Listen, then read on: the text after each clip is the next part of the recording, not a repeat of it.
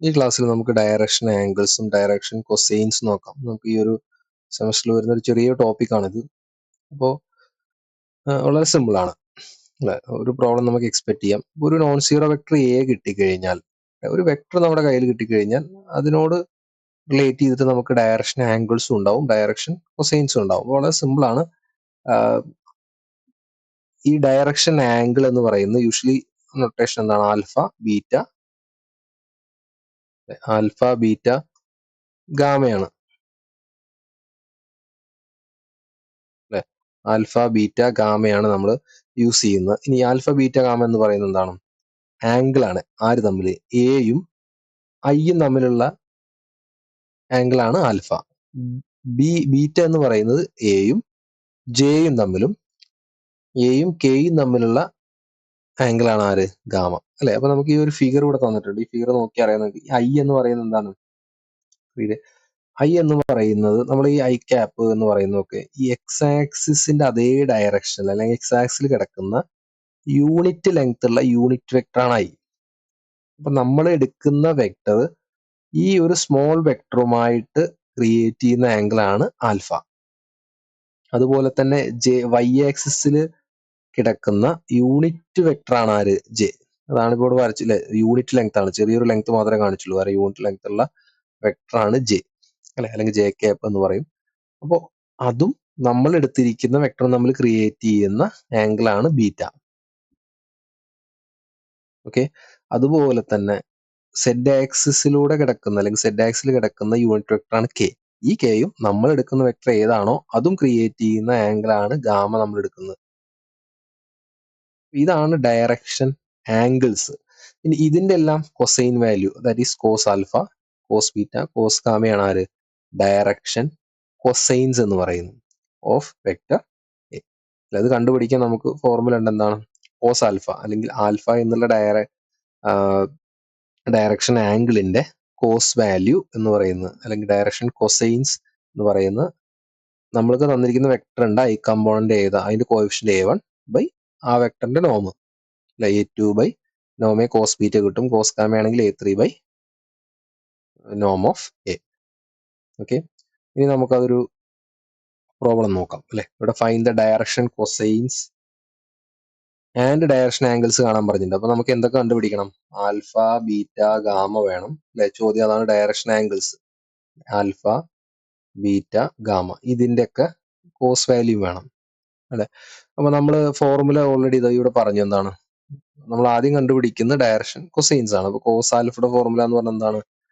A1 by നോം A എന്നാണ് പഠിച്ചിരിക്കുന്നത് അല്ലെ. കോസ് ബീറ്റ എന്ന് പറഞ്ഞു കഴിഞ്ഞാൽ എന്താണ്? A2 ബൈ നോം എ അല്ലെ. അതേപോലെ കോസ് ഗാമ എന്ന് പറഞ്ഞു കഴിഞ്ഞാൽ that will be A3 by നോം എ അല്ലെ. അപ്പൊ ഇവിടെ A1 എന്ന് പറഞ്ഞാൽ 2 ആണ് അല്ലെ. നമ്മൾ ജനറൽ ഫോർമാറ്റ് എടുത്തിരിക്കുന്ന ഈ ഡെഫിനേഷൻ പറഞ്ഞപ്പോ ഇതാണ് എ. അപ്പൊ A1 എന്ന് പറഞ്ഞാൽ ഐയുടെ കോഎഫിഷ്യന്റും A2 എന്ന് പറഞ്ഞാൽ ജെയുടെ കോഎഫിഷ്യന്റും A3 പറഞ്ഞാൽ കെയുടെ കോഎഫിഷ്യന്റും ആണ്. അപ്പൊ നമുക്ക് ഇവിടെ A1 എന്ന് പറഞ്ഞു കഴിഞ്ഞാൽ ആരാണ്? A1 എന്ന് പറഞ്ഞു കഴിഞ്ഞാൽ 2 ആണ്. A2 എന്ന് പറഞ്ഞു കഴിഞ്ഞാൽ 5 ആണ്. A3 എന്ന് പറഞ്ഞു കഴിഞ്ഞാൽ 4 ആണ് അല്ലെ. ഇനി നോം എ എന്ന് പറഞ്ഞു കഴിഞ്ഞാൽ എന്താണ്? റൂട്ട് ഓഫ് നമുക്കറിയാം 2 square plus 5 square plus 4 square അല്ലെ. 4 പ്ലസ് 25 പ്ലസ് 16 എത്ര വരും? നമ്മള് 16 4 20 35 45 അല്ലെ. റൂട്ട് 45 വരും. ഓക്കെ. റൂട്ട് 45 നമുക്ക് എങ്ങനെ എഴുതാം? 3 റൂട്ട് 5 എന്ന് എഴുതാം അല്ലെ. 3 റൂട്ട് 5 എന്ന് എഴുതാം. നമുക്ക് ഈ ഫോർമുലയിൽ കൊടുത്തു നോക്കാം. കോസ് ആൽഫ എന്ന് പറഞ്ഞു കഴിഞ്ഞാൽ എന്താ വരിക? A1 2 ബൈ 3 റൂട്ട് 5 വരും അല്ലെ. അതേപോലെ തന്നെ കോസ് ബീറ്റ എന്ന് പറഞ്ഞു കഴിഞ്ഞാൽ എന്ത് വരും? A2 അതായത് 5 ബൈ 3 റൂട്ട് 5 വരും. ഇനി കോസ് ഗാമ എന്ന് പറഞ്ഞു കഴിഞ്ഞാലോ 4 ബൈ 3 റൂട്ട് 5 വരും അല്ലെ. കോസ് ആൽഫ ഇങ്ങനെ കിട്ടിക്കഴിഞ്ഞാൽ നമുക്ക് ആൽഫ എന്താ വരിക? Alpha will be cos inverse 2 by 3 root 5. അപ്പൊ നമുക്ക് ഡയറക്ഷൻ കൊസൈൻസ് കിട്ടി. ഇനി നമ്മളോട് എന്തും ചോദിച്ചിട്ടുണ്ട്, റേഷൻ ആംഗിൾസും ചോദിച്ചിട്ടുണ്ട്. അപ്പൊ അതിൽ നിന്ന് ആൽഫ കിട്ടാൻ എന്ത് ചെയ്താൽ മതി, രണ്ട് സൈഡിലും കോസ് ഇൻവേഴ്സ് എടുത്താൽ പോരെ അല്ലെ. ഇനി കോസ് ബീറ്റ, അതിന് ബീറ്റ എങ്ങനെ കണ്ടുപിടിക്കും, കോസ് ഇൻവേഴ്സ് 5/3√5 വരും അല്ലെ. അതുപോലെ ഗാമ എങ്ങനെ കിട്ടും, രണ്ട് സൈഡിലും കോസ് ഇൻവേഴ്സ് എടുത്തു കഴിഞ്ഞാൽ എന്താവും, കോസ് ഇൻവേഴ്സ് 4/3√5 ആവും അല്ലെ. അപ്പൊ ഇതാണ് ഡയറക്ഷൻ ആംഗിൾസ് വരുന്നത്.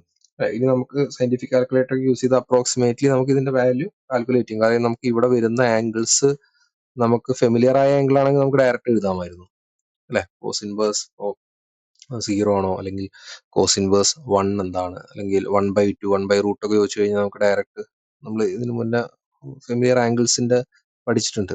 പക്ഷെ ഇവിടെ നമുക്ക് അറിയാത്ത ആംഗിളുകളാണ് വന്നത്. അപ്പൊ നമുക്ക് വേണമെങ്കിൽ സയന്റിഫിക് കാൽക്കുലേറ്റർ യൂസ് ചെയ്തിട്ട് എന്ത് ചെയ്യാം, കണ്ടുപിടിക്കാം. അപ്പൊ അപ്രോക്സിമേറ്റ് വാല്യൂസ് ഓൾമോസ്റ്റ് നമുക്ക് കിട്ടും.